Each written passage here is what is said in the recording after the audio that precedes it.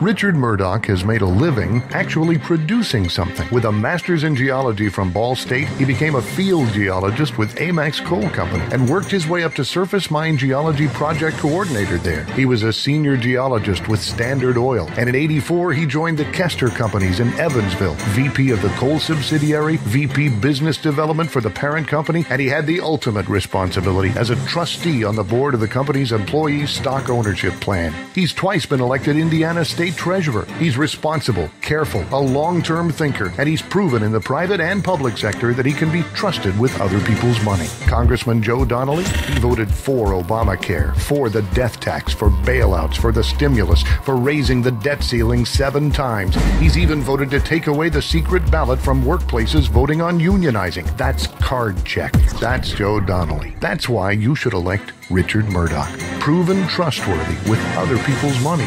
Your money. Paid for by the Western Representation PAC, not authorized by any candidate or candidates committee.